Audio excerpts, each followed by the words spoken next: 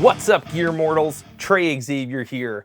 You guys asked for it, so here it is, another episode of writing songs from random drum grooves. In case you were unaware of how it works, we've got some dice, we've got some Toontrack MIDI drum grooves, and we're gonna create a song using completely random chance. I'm gonna be rolling the dice to determine things like the song's tempo, the key, which style each part is going to come from, which specific Toontrack library we'll be pulling from, and then which actual groove from that library we'll be using per part. Today, all of our drum tones are going to be coming from the Pop Punk EZX. The song form is going to be really simple. It's just going to be intro, verse, pre-chorus, chorus, verse, pre-chorus, chorus, bridge, final chorus, outro. To that end, I'm going to keep all the verses and the choruses the same except for chorus 3, which we will re-roll for and try something different. In honor of the new Pop Punk EZX, we've added the Pop Punk MIDI grooves library to the bank of grooves that we'll be selecting from, so we could wind up writing some very pop punk-esque parts. To start, I'm gonna roll for the tempo. I wanna keep it somewhere between 100 and 200, so here we go.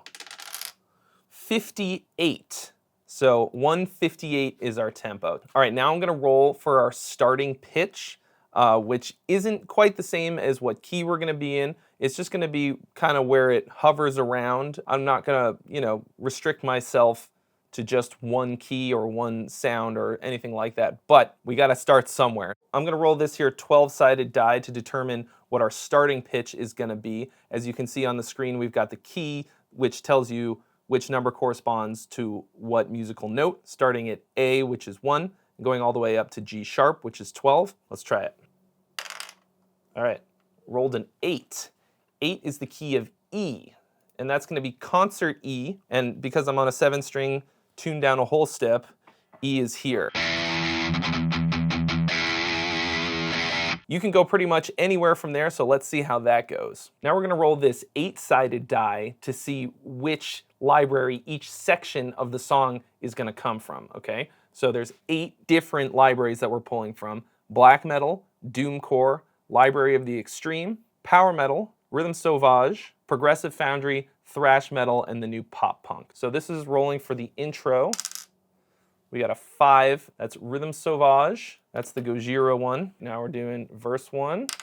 7, thrash metal. Now our pre-chorus. 4, power metal for the pre-chorus. And then the chorus is going to be 6, progressive foundry.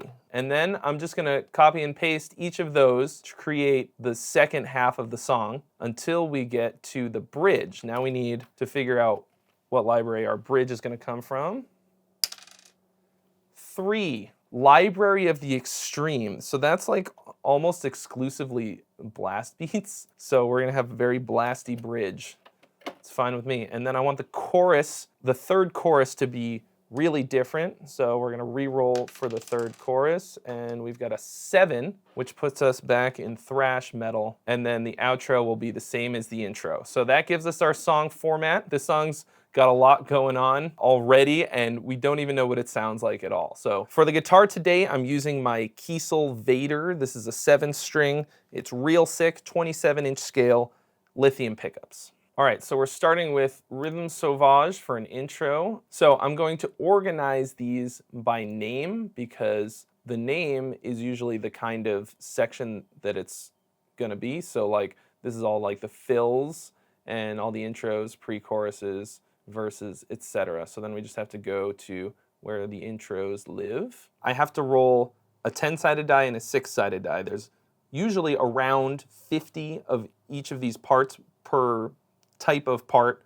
in any given library. And this will allow me to roll a number between 1 and 50. So the way that that works, because it's a 6-sided die, I'm gonna, use this as the first digit and then this is the second digit. But if I do it just like that, it'll only be rolling between 10 and 60. So actually what we're gonna do is 1 is gonna be 0, 2 will be 1, etc. So now we're rolling for the intro groove specifically.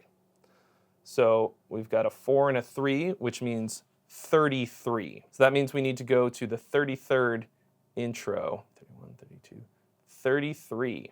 Here's intro 33. Let's hear what it sounds like.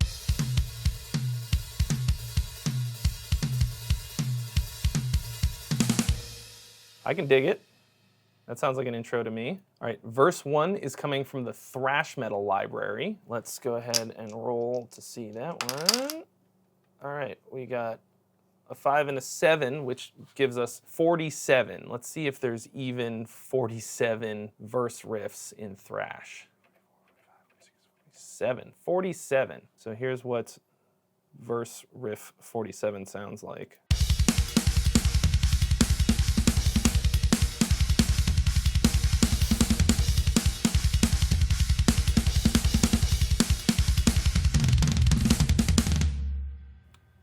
Damn. All right, so now we've got ourselves a verse. Now let's check out the pre-chorus, which is gonna be power metal. So we're gonna head over to the power metal MIDI grooves library. So let's roll for our pre-chorus.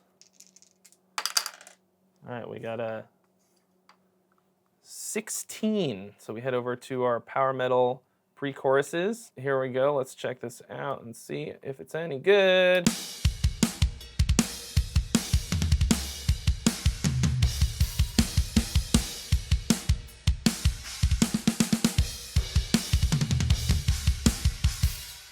Yeah. All right, now we're gonna roll for the chorus from the progressive foundry grooves. Let's see how that goes. All right, 10.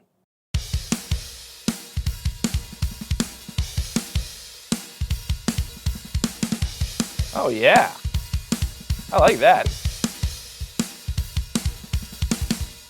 And now we've got our basic song format. So we can take all of this and just double it up.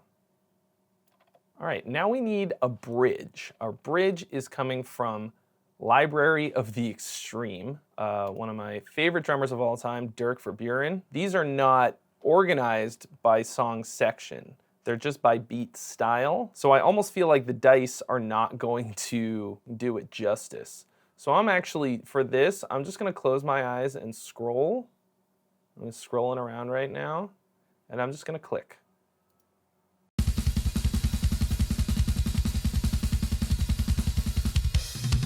All right, here's our bridge. And then chorus 3, I promised something different. Chorus 3 is coming from thrash. Let's head over to the thrash library. Rolling for that last chorus, here we go. We got 14 for our final chorus, thrashing it up, and it's gonna sound like this.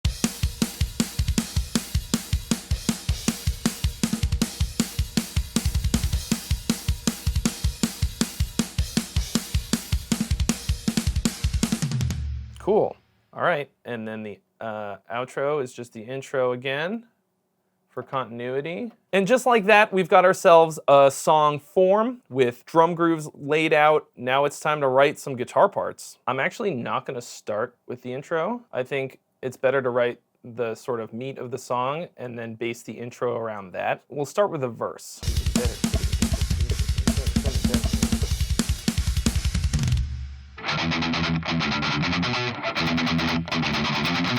See if I can do something like that.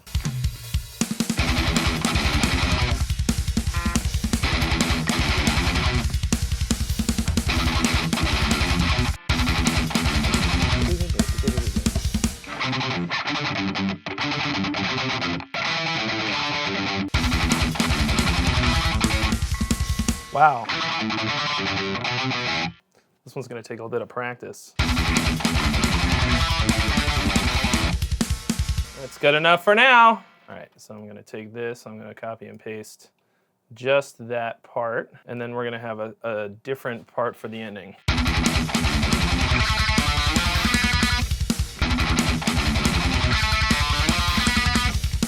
Here's what we've got for the verse thus far.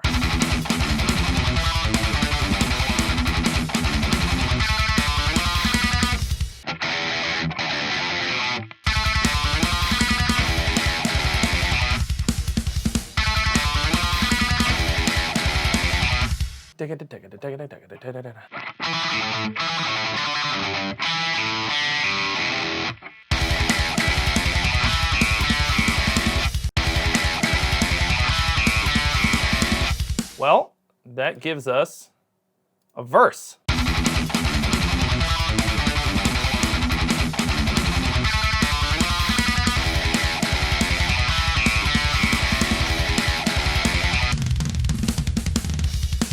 Man, I was like, oh yeah, 158, that's a nice moderate tempo. Why does this feel so fucking fast? What are we gonna do for our pre-chorus?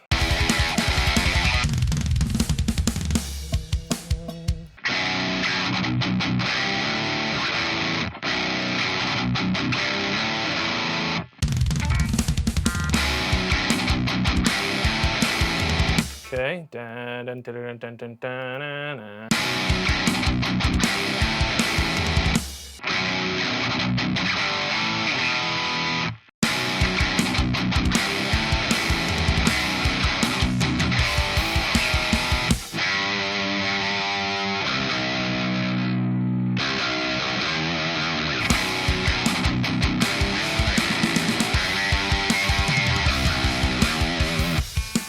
All right, here's our pre-chorus.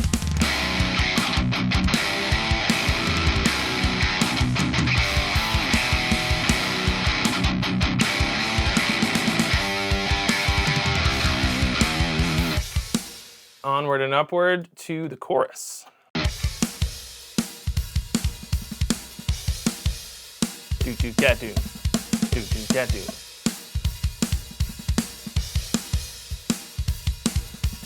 My usual use for these kinds of grooves is that I'll have a couple that I really like, the kinds of grooves that I use a lot, and I'll actually just sort of modify them to my own needs. This is the opposite of that. I'm letting the drums write the song for me, kind of. So like where the kick drum sits on this one, do do ga do.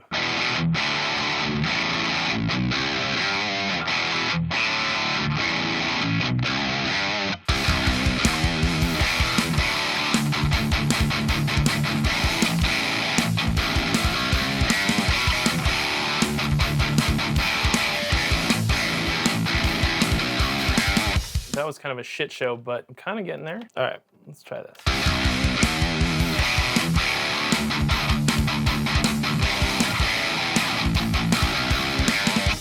I like that. There's a bit of a chorus riff, eh?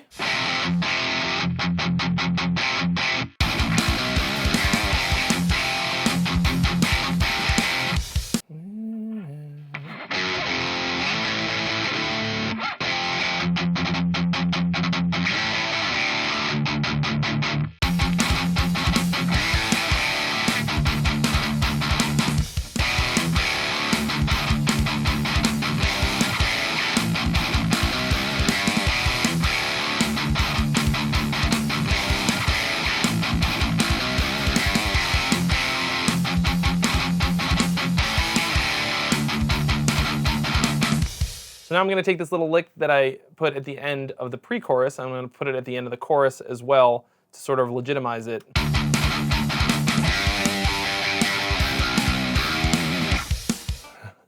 Whoops-a-daisy. We still got 2 measures to fill.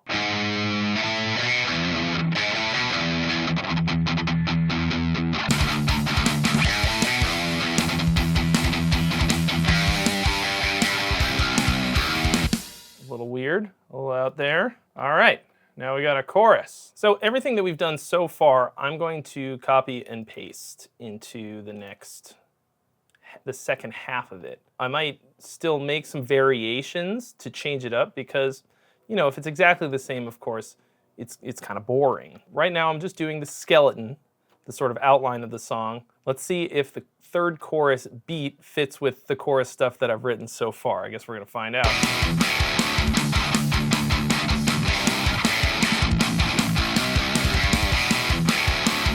It's a little white.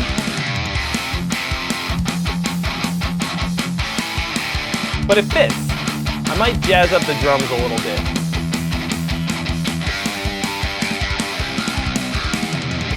Cool, so now all we have left to write is a bridge and an intro/outro.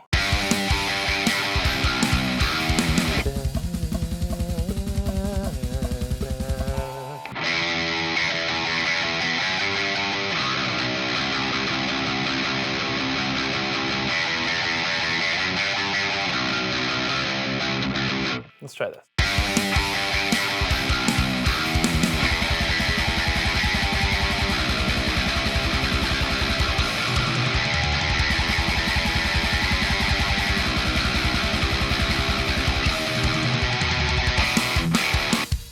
That's cool. I don't think that blast beats 100% of the time have to mean tremolo picking as well, but I really wanted to do it here, so that's what I did. I'm pretty happy with that.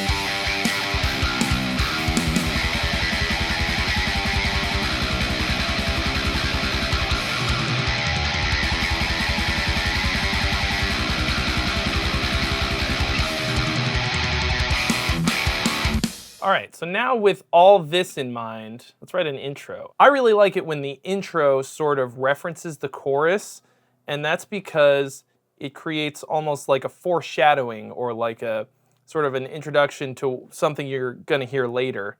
So then when it comes back, they go, oh yeah, there's already a familiarity. I think that's good songwriting, but with that in mind,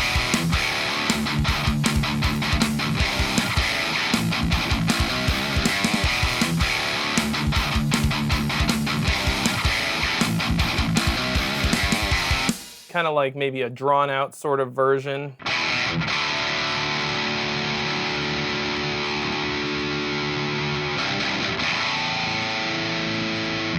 Like that kind of a thing.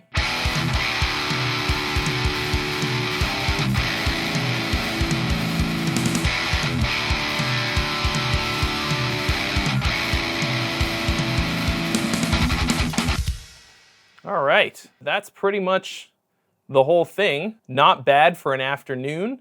Right now you're gonna get to hear the whole thing in its entirety with whatever guest I've got on this song. I still don't know who it's gonna be, but hopefully we've sort of created a nice bed for them to do their thing on top of.